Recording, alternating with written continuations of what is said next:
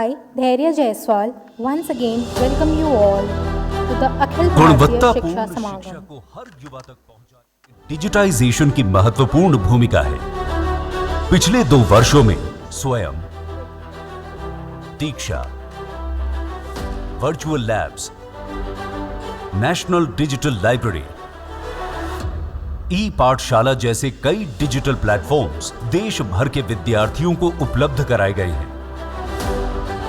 Digital India के तहत देश में इंटरनेट कनेक्टिविटी का विस्तार किया जा रहा है। टीवी के माध्यम से शिक्षा दी जा रही है और अब डिजिटल यूनिवर्सिटी की स्थापना पर भी काम चल रहा है। शिक्षा समागम में इस बात पर विमर्श होगा कि डिजिटल शिक्षा की गुणवत्ता कैसे बढ़ाई जाए, शिक्षकों की ट्रेनिंग कैसे की जाए और डिजिटल उपकरण सीमित साधन वाले विद्यार्थियों को कैसे उपलब्ध करवाए जाए ताकि शिक्षा का लाभ I once घर again घर तक welcome पहुंच all पाए। our esteemed scholars to the Akhil Bharatiya Shiksha Samagam. The topic for the next session is Digital Empowerment and Online Education. The session will be chaired by Professor Anil D. Sahasrabuddhe, Chairman AICTE. The panelists for this session will be Professor Kamakoti Vizanathan, Director, Indian Institute of Technology, Madras, Professor P.V. Vijay Raghavan, Vice Chancellor, Sri Ramchandra Institute of Higher Education and Research, Chennai, Sri Rahul Kulakarni, Chief Technologist, Samgar, and co-founder Do New, and Professor Nageshwar Rao, Vice Chancellor, IGNOU. मैं सभी panelist से आग्रह करती हूँ कि वे मंच पर अपना स्थान लें। Thank you. I request the chair to please take over the dais. नमस्कार। हमारे बीच उत्तर प्रदेश के मैडम गवर्नर साहिबान, एजुकेशन मिनिस्टर और बाकी सभी मिनिस्टर्स, वाइस चांसलर्स और मेरे को पैनलिस्ट, एक बहुत इम्पॉर्टेंट विषय पर ये सत्र शुरू हो रहा है, digital empowerment and online education. Digital empowerment की शुरुआत काफ़ी साल पहले ही हमारे प्रधानमंत्री जी ने जब से डिजिटल इंडिया मिशन शुरू किया तब से ही शुरू हुई है। इतना ही नहीं, अनेक उपक्रम उसके पहले भी कुछ चल रहे थे, जैसे एनपीटेल है, स्वयं प्लेटफॉर्म है, ई दीक्षा है। अनेक डिजिटल इनिशिएटिव्स हमारे देश में काफ़ी सालों से चल रहे हैं और उसका लाभ हमारे छात्र ले ही रहे हैं। You have been empowering our students through digital medium, whether it is financial inclusion, direct beneficiary transfer, to giving education at doorsteps. All of these things have been happening. But during COVID pandemic, we had a great transformation in terms of online education, which began in a big way because there was compulsion in a manner of fact. And therefore, all the universities, colleges started working in an online mode. There were challenges as far as the internet connectivity is concerned. Out of 2.5 lakh odd Gram Panchayats, 1,20,000 of them have robust connectivity, others do not have. And therefore, different mechanisms were also adopted in order to provide that digital education and digital empowerment. So there are challenges, there are opportunities. And my co-panelists who come from different backgrounds are having their own vision, their own actions, which they have undertaken in the last few years, which they will share with us. And I will reserve all of you to also contribute later after these panelists speak on this particular aspect, and then we will conclude this session on time. Thank you. May I now request Professor V. Kamakoti, Director of IIT Madras, who has been initiator of several such reforms in digital empowerment, to speak. Respected Governor, respected Minister, and fellow panelists and distinguished colleagues. In the technology forum, we are talking about Industry 4.0. I think in the digital empowerment also, we are in digital empowerment 4.0. The digital empowerment 1.0 was public dissemination of information through television. Then 2.0 was the mobile technology, where there are a lot amount of dissipation of information through the mobile technology. The 3.0 was the internet for economic development, specifically UPI and other Atmanirbhar solutions that we had brought. And Digital Empowerment 4 is the empowerment through digital education. And we need to leverage this Digital Empowerment 4 to the best to achieve many objectives of the NEP 2020. We have experimented at IIT and many higher education institutions 3 modes for enabling through digital technology.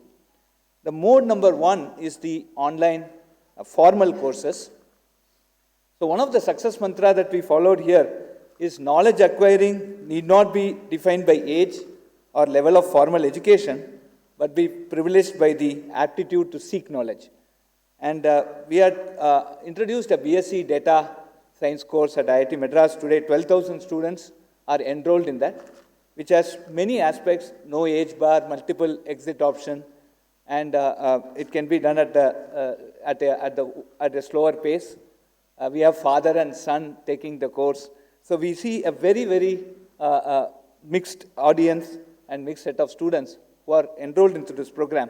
And that actually defines many of the goals that are set forth by the NEP 2020. The next one is the STEM level courses, which can also be now launched through the online platform.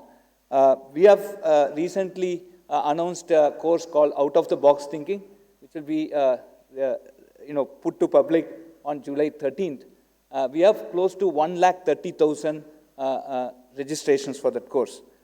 And the third one that we have been experimenting is on having these rural interaction centers and rural technology centers, where we do a video conferencing with the rural kids and people there for 2 hours. We use our alumni network, we use the industrial contacts and the academic circles to interact with these students. And in the last 4 or 5 months, we have set up around 25 rural interaction centers and 5 rural technology centers. And this, I believe, is going to be very important for improving our GER and reaching the 50% GER by 2035. And these are some of the very important 3 modes where digital technology can be used for empowering the nation. So looking forward, there are 3 recommendations that we have. One thing is we need to become multilingual and the content should become modular. Number 2, we need to have nationwide mentor centers with industry-supported labs from the country, because we need to start offering lab-oriented courses, and there is a strong augmented reality and virtual reality capabilities that we need to build in these centers. And the last one, we need, using these building blocks and this experience, at the earliest we should launch the National Digital University with participation from all institutes. These are the suggestions I have. Thank you very much. Yeah. Thank you, Professor Kamakoti. He relevantly mentioned about multi-languages. And in fact, SWAYAM courses are being translated into already 12 Indian languages, and more languages will also follow suit. With that, may I invite Professor P.B. Vijay Raghavan, Vice Chancellor, Sri Ramachandra Institute of Higher Education and Research. He comes from medical education background, and some of the insights into that he would be sharing with us. Thank you, sir. Good afternoon, Honorable Governor of Uttar Pradesh, Honorable Minister of Education, other dignitaries, and my dear colleagues. I bring greetings from Sri Ramachandra Institute of Higher Education Research, where healthcare-focused university is our aim. But having seen the NEP in 2019, we expanded into the multidisciplinary approach of starting an engineering college as well, with a niche branch of computer science as related to medical science, that is biomedical engineering, artificial intelligence, cyber security, data analytics, and so on and so forth. We have about 8,000 students and about 1,000 faculty members and run about 14 faculties. The National Education Policy 2020 has actually proposed several principles of higher education reforms, and I am going to speak on open distance learning and online education and technology-enhanced learning. And this is in perspective of health professions education, where I think India has to really do quite a lot. And If I had the chance, I would have shown you quite a lot of slides, but since there was no facility, a lot of videos of virtual reality and augmented reality, how it can be used in healthcare. The National Medical Commission, previously called the MCI, has also recently in 2019 announced the competency-based curriculum for both UG and PG programs, and most of these documents are right now available on the NMC website. And it actually adheres and aligns itself to quite a lot of online and digital learning. But the guideline framework does not provide for institutions to actually implement them. Many of the simulation-based education in vogue depends on usage of digital technology, artificial intelligence, robotics, augmented reality, and virtual reality. It is now possible to monitor and treat patients and also educate students through remote mechanisms, through providing experiential learning using virtual ward rounds, virtual operating room sessions, virtual labor rooms, virtual emergency room scenarios, and anything that you want to imagine, it's possible. Now, live relay of such sessions, live podcasts, recorded video sessions, flipped classroom techniques, and virtual and augmented reality is now the order of the day in the Western world, and we need to encourage, and it's not that costly. Let me remind all the participants. Now, every medical college has been mandated by the MCI to have a skills lab, but they have not allowed the skills lab to be of high end. They only request for low fidelity skills labs, but we need to sort of make it into high end. Sri Ramachandra has indigenously developed a learning management system wherein a student can log in anytime, anywhere, and learn out of the rich resources that are available in the system, which provides for recorded video lectures, live lectures, PowerPoint presentations, and chances also for students to interact on an e-learning method to ask questions and also answer assignments. Virtual reality is an artificial environment that the user experiences as if they were really there. So this is a technique that all medical students should be really be capable of handling.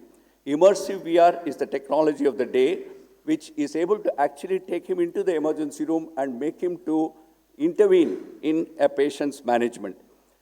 While all these possibilities exist and are being practiced in the Western world, the National Medical Commission needs to relook at the guidelines and policy decisions on online education, and a lot of blended learning is possible. Now, if you see the UGC document on online and distance education, it has prohibited all the health courses or life science courses from online education. But there is so much of possibility that can be there. This is because of the NMC not permitting such type of courses to happen online. Blended learning, which can allow students to not only go into the theory sessions online, they can also make some of these practical simulated environments to come onto the site where students can come in for 10 days, 15 days and do it. And this also can enroll quite a lot more students. And with less number of faculty, we will be able to sort out quite a lot of problems. So there is a dearth of patience in India. There is a small caveat attached to this online education, which I must bring it out here, is that while all the elements of knowledge, skill, and attitude can be provided to students, the particular competency of actually feeling, that is, a lot of diagnosis is actually made based on examining the patient and feeling. That I don't think the technology has so far been able to provide it to the utmost care. There are some things available, so this is something which we need to take care. So there is no dearth of patients in India, that's what we keep telling. However, for the number of students that we need to sort of churn out, it is probably not sufficient, and we need to also improve the facilities in our district hospitals, in our district facilities, so that education, medical education and health professional education can happen in every nook and corner of this country. Thank you for the opportunity. Yeah. Thank you, Dr. Vijay Raghavan. In medical education, how empowering it could be using digital technologies you mentioned, virtual hospitals, virtual patients, they existed earlier also in different contexts, but now we can, through digital medium, can see whether they are really existing there or not. Let me now get Sri Rahul Kulkarni. We have been often talking about industry, institute, interaction, collaboration. So here is a person who is the chief technologist Samagra and a co-founder of Do New, who will tell about industry perspective on empowerment in digital media. Thank you very much, Sanil sir. Respected Governor, respected Honorable Minister, respected colleagues, respected educationists, respected panelists, thank you very much for having me here. So what I'd like to talk about, being a hands-on technologist, is talk about three key enablers of technology. And like Professor Sridhar said in the previous session, what are micro actions that we can actually take, each one of us can take to help build this capability, build these enablers in our own respective universities. The first one being NDEAR. So everyone has heard of NEP and the importance of NDEAR in it. But let me demystify NDEAR a little bit and suggest some micro actions there. Let's take the example of an Android phone. Think of an Android phone and think of the numerous companies that have contributed to making that Android experience come true for any individual. There are apps, there's the operating system, anyone accessing contact book, your Ola app can access your contact book. It's the same contact book. There is a common language being talked about. Very similarly, to actually make NEP come alive, we need not one organization. It's impossible for any one entity, any one organization to actually produce that experience for the student that gives multidisciplinary, holistic, multilingual, multimodal learning. What is really needed is if we actually get a common language for universities to universities talking to each other, universities to industry talking to each other, industry to government talking to each other, and so on. That common language is NDEAR. NDEAR allows to specify what should a student profile look like, what should a student ID mean, how should registries be created, how should report cards be stored, how should credentials be generated. Each one of these things touch on very critical infrastructure, critical processes in the university. And NDEAR kind of gives guidelines of how to actually implement this. Next up is around ABC. ABC is Academic Bank of Credit. And I just want to stress on the importance of that and suggest certain micro actions around that. Just like in NDEAR, you can actually take action and say, let's start a registry. Let's put student data in a registry such that a student in Kodaikanal can be migrated to a college in Uttar Pradesh without any hassle, the same student ID. Similarly, what does it mean to actually take credits across colleges? And is taking credits the only reason to do this? Is moving credits across colleges? Not really. This is more profound than that. Think of a job like a patent lawyer. Think of someone who's going to develop expertise in optoelectronics. So semiconductors always have electrons flowing from chip to chip. In optoelectronics, there are photons flowing from chip to chip. You need the knowledge of light, physics, and also semiconductors. If someone wants to graduate with this degree, just imagine the number of courses that person would need to take. You would need certain courses in physics, you'd need certain courses in electronics, and then graduate with a bachelor in technology in optoelectronics. How will these degrees come about? The key is to allow for customized learning pathways for students. In fact, how many of you know what SWAYAM stands for? SWAYAM also stands for the self-directed, learning paths, aspirational learning paths for students, for young aspirational minds. These learning paths can be created if we have credits in place. Every university actually puts in these credits into the Academic Bank of Credit, which essentially means these are credentials. What are credentials? Nothing complicated on technology. It's the same vaccine certificate that we all got. We got that vaccinator date, we got vaccine 1 date, all of that digitally signed by someone. It's the same thing with credentials. So academic credentials stored on DigiLocker, represented in an Academic Bank of Credit that can be transferred. The third and last point I would like to make is around how do you build Atmanirbharta on technology, yourself within the university. Every time we think of technology, we think of large companies and we outsource things to others. But you think of open source, free and open source software, there are numerous examples in India over the last decade. Free and open source software has built key infrastructure in the country. Aadhaar was created based on open source. MOSIP is now developed at IIIT Bangalore that is taking Aadhaar to the rest of the world. Similarly, you have Sunbird that is powering Diksha. All of Diksha is open source. You can all contribute to it. Similarly, Samarth, created by Delhi University. Interestingly, the model used here is, can students be contributing to the development of these projects? Can the students be actually doing this in your colleges? It gives them the necessary industry experience, and it also gives them the necessary expertise to get and do well in a job or in an entrepreneurship journey. So I'd like to leave you with these three thoughts. What can we do within the university on your own, as part of India, as part of ABCs, as part of actually upskilling students within the university with open source software? Thank you. Thank you, Rahul Kulkarni, so for bringing industry perspective, expectations of them, how students' talent can be utilized for various purposes using open source. So may I now request Professor Nageshwar Rao ji, Vice Chancellor of IGNOU, to have a short intervention, giving some of the case studies of IGNOU. Honorable Governor, Honorable Minister of Education, Honorable Chair, distinguished participants. I will share few specific digital interventions which IGNOU has undertaken during the last few years with reference to NEP.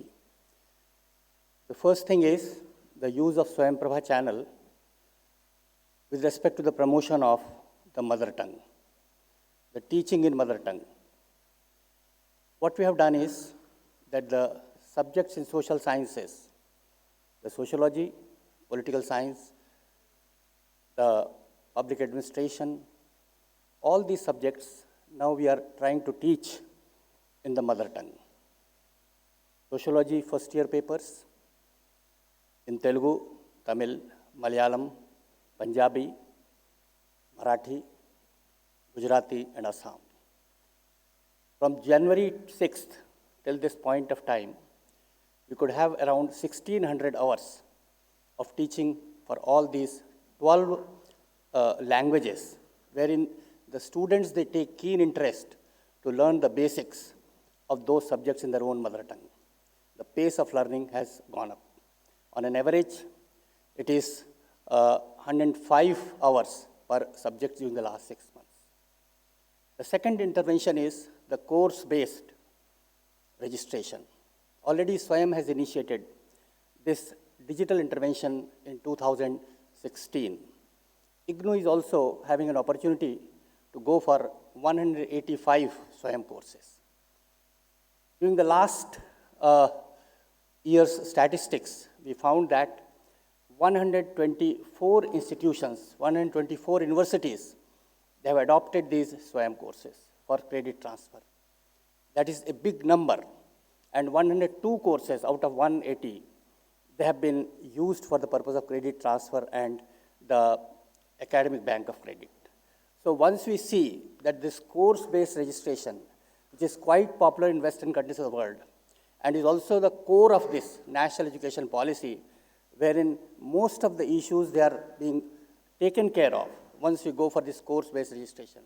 Even in our traditional ODL system also, we have started this process, and 2,000 students, they have got themselves registered. The third intervention is the identification of the registration for the academic bank of credit. So till this point of time, we could register 20 lakh learners for the academic bank of credit, and their IDs, they have been created. Thank you very much. Thank you. Thank you, Professor Nageshwar Rao. May I invite from the audience queries, suggestions, etc.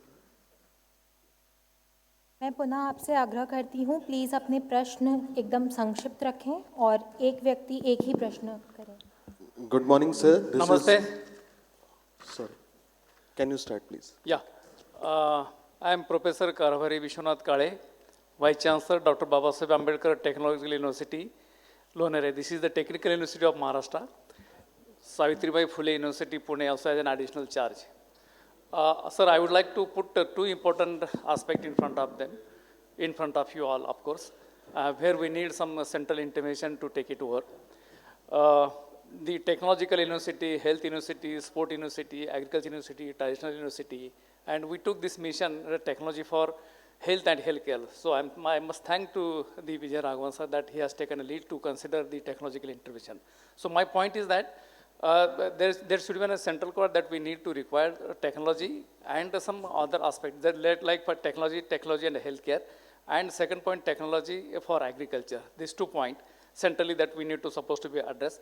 And the second point is that in the digital intervention and digital transformation, there is an indeed need again to have the high bandwidth for digital transformation. We are still struggling with the bandwidth, we are still struggling with the connectivity, and this is possible only when, again, there is a central call for providing such type of dedicated bandwidth for the educational sector. Thank you very much. I think I would like to, I am Prem Kalra from the Albag Educational Institute. I would like to provide a solution rather than problems. We have 479 centers in villages across the country connected through ICT network, which has been designed by us. And the kind of problem previous speaker has spoken, we have solved. From last tower of BSNL, we took contents to tribal villages and ST villages through radio network, which was designed by us. So there are cheap solutions which are available for digitization and connectivity. I think we should look for these solutions. And I am very sure these solutions have no place for ranking, quality, and all that. They are never given any credit for this. Not only this, people raise the issues of power. So we put solar panels to support these networks so their power gets fulfilled. So it's a purely an Indian solution, Atmanirbhar solution in India. So there are n number of innovations which are being done to reach the education during COVID, and not a single day of university was lost. We declared our result every 30th, before 30th June every year, irrespective of COVID. So the ICT and digitization has a great role to play, provided we find our own solutions. And our objective is to reach to the last, the lowest, the least, and the lost through ICT. Thank you. I have a question that you have been mentioning about the research in regional languages. My question is that to do researches in the regional languages and to teach in regional languages, these technical subjects, do we have any provision or plan to translate those texts and create the vocabularies in the respective regional languages? Because without these considerations, doing research and teaching in regional languages is impossible. So therefore, this must be addressed. Do you have any plan for this? Should I? No, great question, sir. Just last week, the Honorable Prime Minister launched something called Bhashini. And Bhashini is an open source, AI-based platform such that that allows any language to any language translation. And to do that, we can all participate there. You know, what AI needs is training data. So if training data is provided, voice samples, translation samples, then the AI learns, and then all of those textbooks can automatically get translated, if they're digitized, of course. So I think that is something that you could consider, if that's helpful. Yeah, there is already an AI translation tool which we are already using in the AICT for translating books in 12 Indian languages. We are expanding the databases so that the accuracy of translation becomes better and better. Today it may be at 70–80% level. It can go to 90%, 95% as we pass by. One additional point is that we are also creating a word cloud which will, address the vocabulary and the mapping of technical terms. Sir, good morning. So can I take that first question? This is again regarding the skills training in healthcare. Already the National Medical Commission has created 10 nodal centers and another 12 regional centers across the country to do faculty training across the country for many doctors. Now, there was a proposal, I don't know where it stands right now. I am talking about the advanced skill centers with VR and AR facility and things like that. Now, that there was a proposal to create at least some 5 centers each for one zone in some location. And if this government initiative is taken up, I think, see, because these are, although I said it's not costly, but still there is a cost involved in this. So if there is some sort of a government help to provide such type of centers, the know-how is there. We can always borrow this virtual labs creation from the Western counterparts and do that. But that would greatly help, and we should be inclusive in whatever we do. It is not that I have got a lab for my college, so I will do it only for my students. We should be able to provide these type of centers to the students across. And a lot of online things can happen even for a village student. Something that is happening in the lab can be transmitted to them if the network is available. Sir, my question is also like sir has already asked. It is related to SWAYAM portal. The students have to earn their credits through SWAYAM portal, and the problem is this, that the students who belongs to the Hindi-speaking states, and almost all the courses available on SWAYAM are in English.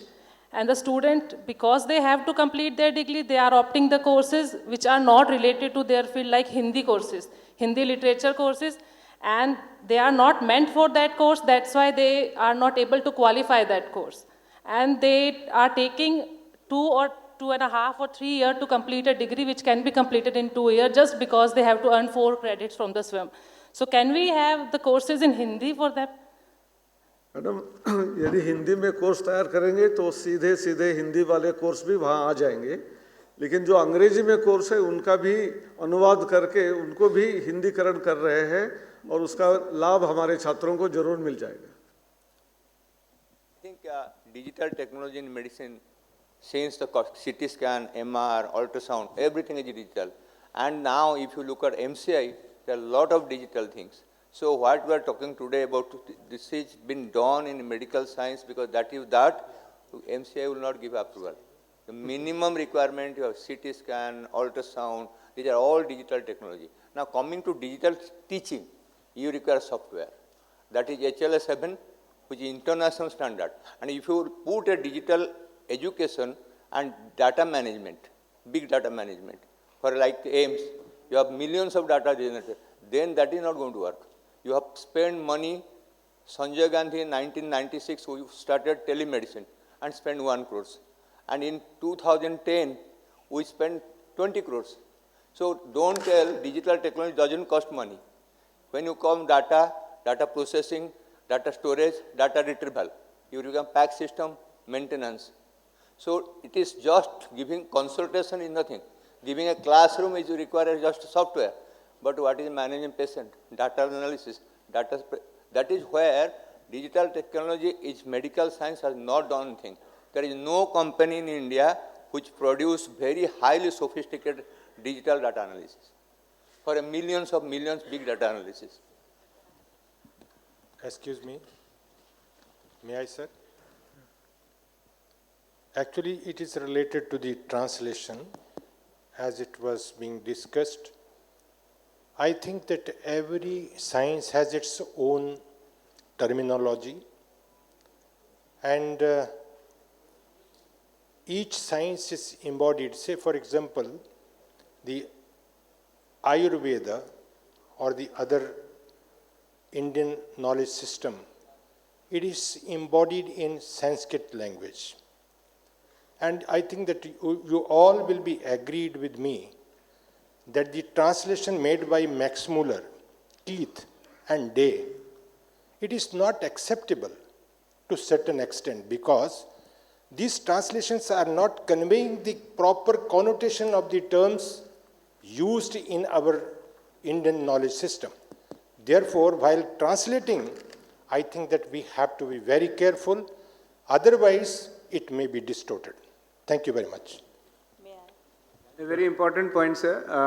One thing just to suggest there is translation or language data, training data is always domain dependent. And it's very important what we are using right now, all the generic, just language translation does not apply to technical texts, as you rightly said. And so is even more important that students, contribute back, like Google Maps Or even Google Voice, how is that created? Because each one of us uses that every day. That data goes back, and hence the model keeps getting better and better. Google keeps getting better and better because we are using the product. Similarly, if there is a way we can encourage students to actually contribute back, take voice notes and put it back online, contribute back, that will help develop the technical library also for the training data. But a great point, we have to keep that in mind. Rahulji, you are right. In fact, crowdsourcing is the best way of doing it.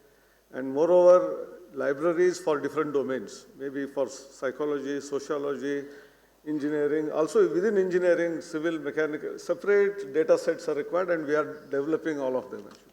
For the Bhashini, one of the deliverable is also to take NPTEL and SWAYAM courses, translate it and give back the feedback so that the machine learning engine becomes more and more accurate.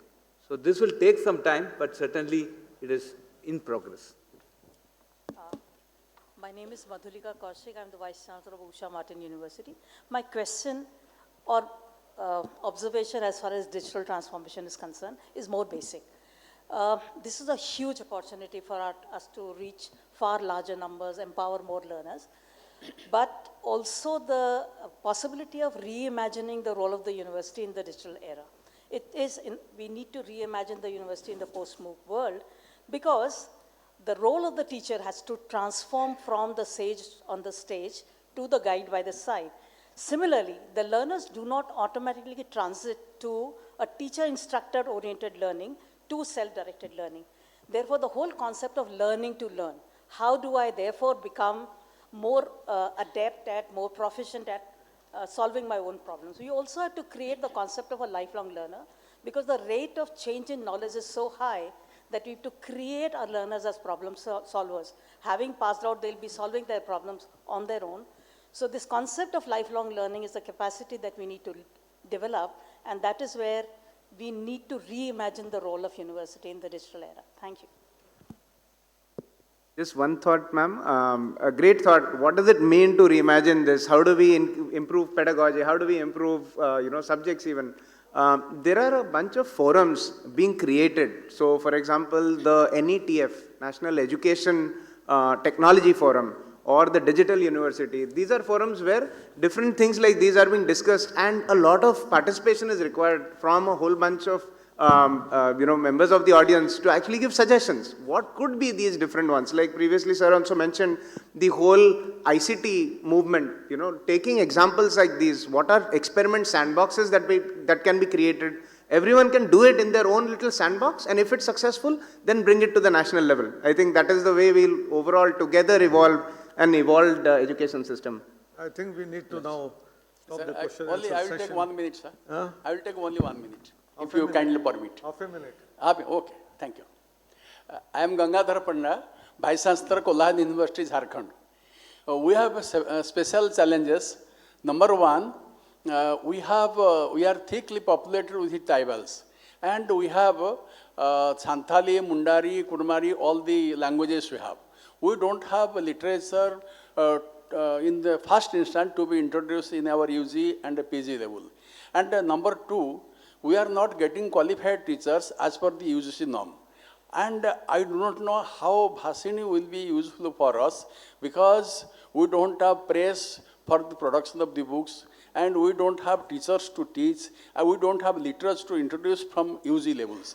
How our digital things will help us for the promotion of this language, especially tribal languages? So I seek your kind advice, sir. Yeah, in fact, इसके लिए आप और हम सहभागी. मैं professor पंडा को एक सुझाव देता हूँ. शायद पंडा जी YouTube नहीं दिखता, बैठ जाइए आप. YouTube आप देखिए, आप कोई भी ट्राइबल लैंग्वेज को उठा के उनकी गाना, सांथाली गाना, मुंडारी गाना, ऐसे गाना सुनने के आप देख लीजिए, आज ही देख लेंगे लॉन्च आवर में, तब ये प्रश्न आपके मन में नहीं रहेगा. दुनिया काफी आगे मूव कर रहा है. डिजिटल प्लेटफॉर्म पे कई प्रकार की जानकारी, कई प्रकार की इंफॉर्मेशन आ चुका है. इसको पेडागोजी फॉर्म पे कैसे लाना, लर्निंग प्रोसेस में कैसे लाना, ये चैलेंज है. शायद कुलकर्णी जी उस विषय में कुछ हमको आइडिया दिए हैं. आगे इस विषय में आगे उसको और डेवलप किया जा सकता है. धन्यवाद मंत्री जी, आपने बहुत सही कहा. कि डिजिटल एम्पावरमेंट के लिए हम सब लोग एक साथ काम करेंगे तो धीरे धीरे ट्राइबल लैंग्वेज में भी हम उसको प्रदान कर सकेंगे, ऐसी चाहिए तो हम कर सकेंगे। ऐसा कहते हुए मेरे ख्याल से अलग अलग सेशंस जो चल रहे हैं वो सभी सेशन जो हो गए और जो आगे आने वाले हैं वो सभी के साथ डिजिटल एम्पावरमेंट एक तरफ से जुड़ा है। अब लास्ट सेशन है स्किल डेवलपमेंट के ऊपर है, तो वो भी स्किल डेवलपमेंट हम यदि छात्रों के बीच में लाना है तो उनको हम इसके सहारे, डिजिटल एम्पावरमेंट के सहारे, डिजिटल एजुकेशन के सहारे उनको रीच आउट कर सकते हैं। टीचर एजुकेशन के बारे में पिछले सत्र में बहुत प्रश्न उठे थे, तो उसमें भी हम चाहते हैं तो हम टीचर को अलग अलग मॉड्यूल्स को प्रदान करते हुए उनको एम्पावर कर सकेंगे। AICTE ने ऑलरेडी 8 मॉड्यूल वाला teacher certification programme in higher education बनाया है। उसको यदि इस्तेमाल करेंगे तो इंसेप्शन में ही टीचर को तैयार करके उसकी पूरी ज़िंदगी उसके साथ जुड़ सकती है। वैसे ही छात्रों को एम्प्लॉयबल बनाने के लिए इंटर्नशिप चाहिए। जब तक प्रैक्टिकल एक्सपोजर नहीं होता है तो छात्रों को थियोरेटिकल नॉलेज के साथ चलता नहीं है, तो इसलिए भी इंटर्नशिप पोर्टल भी ऑनलाइन हमने तैयार किया है। उसमें 1 करोड़ के ऊपर छात्र उसके साथ जुड़ गए हैं। तो डिजिटल एम्पावरमेंट के लिए अनेक सुविधाएं सरकार ने काफ़ी सालों से कर रहे हैं और पिछले 4-5 साल में उसको बहुत सारी तेज़ी आ गई है। हमने पैंडेमिक के दौरान भी जो नए नए उपक्रम हमारे करिकुलम में आए हैं, जो मेडिकल एजुकेशन में भी जैसे कहा AR, VR, artificial intelligence, machine learning, ये सभी हमारे प्राध्यापकों को पढ़ाने के लिए, सिखाने के लिए Atal academy, AICTE training and learning academy के थ्रू हमने करीब 3 लाख टीचर्स को ट्रेन किया।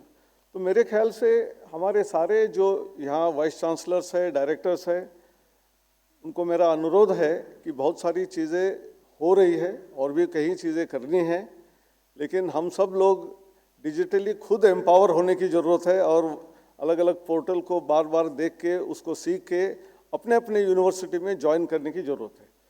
हमने मल्टी डिसिप्लिनरिटी की बात की, एकेडमिक बैंक ऑफ क्रेडिट्स की बात की, नेशनल एकेडमिक डिपॉजिटरी है, नेशनल डिजिटल लाइब्रेरी है। बहुत सारे हमारे इंस्टीट्यूशंस के हेड्स को भी इसके बारे में जब जानकारी नहीं है तो हम नीचे छात्र को हम अपेक्षा करते हैं। प्रधानमंत्री जी ने कहा कि आज का छात्र वो हमसे भी ज़्यादा तेज है और उसको सेटिस्फाई करने के लिए हमको भी प्रयास करने चाहिए। तो इसलिए we may always take the horse to the water but we cannot make the horse to drink the water. तो इसलिए मेरे ख्याल से मेरा अनुरोध है कि हमारे सारे vice chancellors, directors of all institutions, principals of the colleges, जो वाइस चांसलर अपने अपने एफिलिएटेड कॉलेजेस में भी अपने सारे साथियों को इसके साथ जोड़ेंगे तो ये सब चीज़ें हो सकती है। इंडियन नॉलेज सिस्टम्स है, we have lot of activities happening under that umbrella, उसमें भी हमको ज़रूरत पड़ती है। अनेक नए नए इलेक्टिव्स हमको अपने कॉलेज में यदि वो कोर्स नहीं है तो स्वयं में है या दूसरे यूनिवर्सिटी के साथ जोड़ सकते हैं। हम ऑलरेडी नेशनल डिजिटल लाइब्रेरी की बात की, वहाँ रिसोर्स बहुत है, ओपन सोर्स रिसोर्सेज है, और नेशनल डिजिटल यूनिवर्सिटी की तरफ भी हम जा रहे हैं।